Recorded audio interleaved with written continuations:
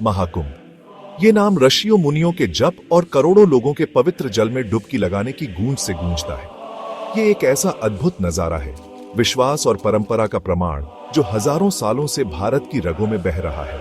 महाकुंभ सिर्फ एक त्योहार नहीं है, ये एक तीर्थ यात्रा है, आत्मा की मुक्ति की खोज की यात्रा है।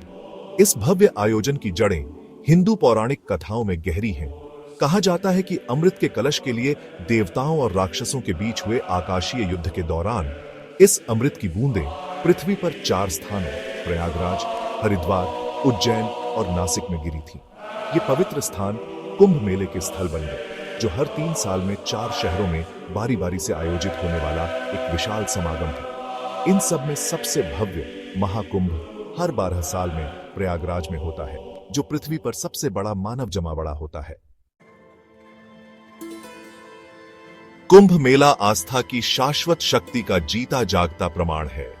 सदियों से श्रद्धालुओं ने पवित्र नदियों के संगम तक पहुंचने के लिए कठिन यात्राएं की हैं, इस विश्वास के साथ कि इस शुभ अवधि के दौरान पवित्र जल में डुबकी लगाने से उनके पाप धुल जाते हैं और उन्हें मोक्ष, जन्म और मृत्यु के चक्र से मुक्ति के करीब लाता है।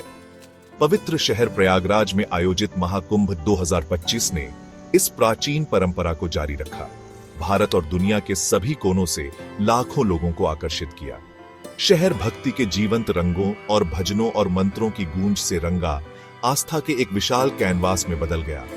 फिर भी महाकुंभ 2025 केवल पिछली घटनाओं की पुनरावृत्ति नहीं थी, यह भारत की प्रगति का प्रमाण था, प्राचीन परंपरा और आधुनिक नवाचार का एक सामंजस्यपूर्ण मिश्रण था। इस प्राचीन तीर्थ यात्रा के द्वार पर डिजिटल युग का आगमन हुआ, जिसने लाखों लोगों के अनुभव को बदल दिया। महाकुंभ 2025 में तीर्थयात्रियों की भारी आमद को प्रबंधित करने में टेक्नोलॉजी ने महत्वपूर्ण भूमिका निभाई। मेला प्रशासन ने टेक दिग्गजों के सहयोग से एक परिष्कृत डिजिटल इंफ्रास्ट्रक्चर लागू किया। एक समर्पित ऐप ने भीड़ प्रबंधन, खोई हुई और पाई गई सेवाओं और आपातकालीन चिकित्सा सुविधाओं पर रियल टाइम अपडेट प्रदान किए। इंटरैक्टिव मैप्स ने विशाल टेंट सिटी के माध्यम से तीर्थयात्रियों का मार्गदर्शन किया, जबकि डिजिटल सूचना कियोस्क ने कई भाषाओं में नेविगेशन सहायता प्रदान की। टेक्नोलॉजी के एकीकरण ने न केवल रसद को सुव्यवस्थित किया, बल्कि घटना की सुरक्षा और संरक्षा को भी बढ़ाया।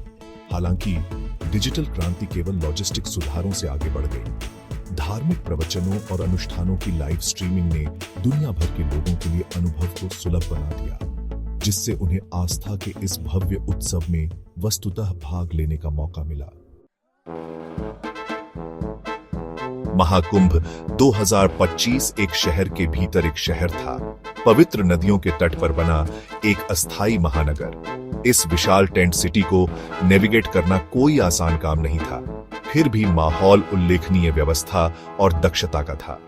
स्वयंसेवकों और अधिकारियों ने अथक परिश्रम किया, तीर्थयात्रियों का मार्गदर्शन किया, स्वच्छता बनाए रखी और आयोजन के सुचारू संचालन को सुनिश्चित किया। टेंट सिटी अपने आप में रसद का एक चमत्कार थी, जिसमें आवास, भोजन, चिकित्सा सुविधाओं और यहाँ तक कि सांस्कृतिक प्रदर्शन के लिए भी निर्दिष्ट क्षेत्र थे। भीड़ में खोकर आयोजन के पैमाने को भूलना आसान था, लेकिन फिर क्षितिज की ओर फैले मानवता के अंतहीन समुद्र की एक झलक या 1 लाख आवाजों के एक साथ जप की आवाज महाकुंभ की विशालता की एक शक्तिशाली याद दिलाती थी। महाकुंभ 2025 में हवा, धूप की खुशबू और भक्ति की आवाजों से भरी हुई थी। सुबह से शाम तक हर हर गंगे के जप हवा में गूंजते रहे। लाखों आत्माओं से एक सामूहिक प्रार्थना उठ रही थी। घाट, नदी के नीचे जाने वाली सीढ़ियां गतिविधियों से गुलजार थीं। भगवा, सफेद और हर कल्पनीय रंग के कपड़े पहने तीर्थयात्री पवित्र डुबकी लगाने के लिए उत्सुक किनारों पर उमड़ पड़े। वातावरण विद्युतमय था, एक ऐसी ऊर्जा से आवेशित था जो स्फूर्तिदायक और विनम्र दोनों थी। जैसे ही सूरज क्षितिज के नीचे डूबा, आकाश रंगों के दंगल में फट गया। इकट्ठी हुई जनता पर एक अलौकिक चमक बिखेर दी। शाम की आरती, प्रकाश की एक अनुष्ठानिक भेंट ने शंख और मंदिर की घंटियों के भूतिया राग से हवा भर दी। आम तीर्थयात्रियों की भीड़ के बीच साधुओं की भगवा वस्त्रधारी आकृतियां देखी जा सकती थीं। वे तपस्वी, जिन्होंने आध्यात्मिक ज्ञान की खोज में सांसारिक संपत्ति का त्याग कर दिया है। वे एक विविध समूह थे जिनमें नागा बाबा, उनके शरीर राख से लथपथ से लेकर विद्वान शामिल थे, जिन्होंने प्राचीन धर्म ग्रंथों पर प्रवचन दिए। कुछ साधु गहन ध्यान में बैठे थे, उनके आसपास की अराजकता से बेखबर, जबकि अन्य दर्शन और धर्म पर जीवंत चर्चा में लगे हुए थे।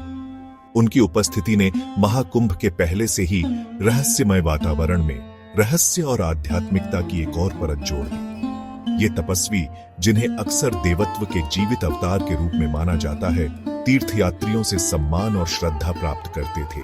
कई लोगों ने उनका आशीर्वाद मांगा, ज्ञान की एक झलक या आध्यात्मिक जागृति के क्षण की उम्मीद में।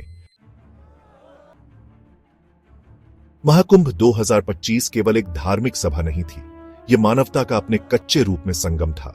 जीवन के सभी क्षेत्रों के लोग, अमीर और गरीब, युवा और बूढ़े, अपनी साझा आस्था से एकजुट होकर इस पवित्र स्थान पर एकत्र हुए। ऐसे परिवार थे जिन्होंने अपनी पीठ पर अपना मामूली सामान लेकर कई दिनों तक यात्रा की थी। ऐसे व्यापारी थे जिनके चेहरे धर्मपरायणता से उकेरे हुए थे, जो अपने उपक्रमों के लिए आशीर्वाद मांग रहे थे। पर्यटक थे, उनकी आंखें आश्चर्य से चौड़ी थीं, अपने कैमरों पर तमाशा कैद कर रहे थे। महाकुंभ ने सामाजिक बाधाओं को पार कर लिया, एक समान खेल का मैदान बनाया जहां हर कोई परमात्मा की नजर में समान था। यह मानवता के सामान्य सूत्र की एक विनम्र याद दिलाता था जो हम सभी को बांधता है। महाकुंभ 2025 के सबसे खास पहलुओं में से एक युवा लोगों की महत्वपूर्ण उपस्थिति थी।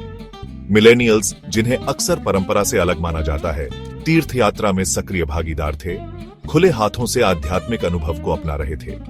स्मार्टफोन और सेल्फी स्टिक से लैस उन्होंने अपनी यात्रा का दस्तावेजीकरण किया, सोशल मीडिया के माध्यम से दुनिया के साथ अपने अनुभव साझा किए। उनकी उपस्थिति ने धार्मिकता के बारे में पहले से बनी धारणाओं को चुनौती दी, ये प्रदर्शित करते हुए कि आस्था प्रौद्योगिकी की तरह लगातार विकसित हो रही है और समय के साथ ढल रही है। उनके लिए महाकुंभ केवल एक धार्मिक कर्तव्य नहीं, बल्कि आत्म खोज की यात्रा थी, अपनी जड़ों से जुड़ने और समकालीन संदर्भ में अपनी आध्यात्मिकता का पता लगाने का अवसर था। उनकी उपस्थिति इस प्राचीन परंपरा की स्थायी विरासत का प्रतीक है। महाकुंभ 2025 परंपरा और आधुनिकता के बीच की खाई को पाटने की भारत की अनूठी क्षमता का एक शक्तिशाली प्रतीक था। इसने प्रदर्शित किया कि आस्था और प्रौद्योगिकी परस्पर अनन्य नहीं है, बल्कि एक साथ रह सकते हैं और एक दूसरे के पूरक भी हो सकते हैं। डिजिटल प्रगति के एकीकरण ने इसके आध्यात्मिक सार को कम किए बिना घटना की पहुंच, सुरक्षा और समग्र अनुभव को बढ़ाया।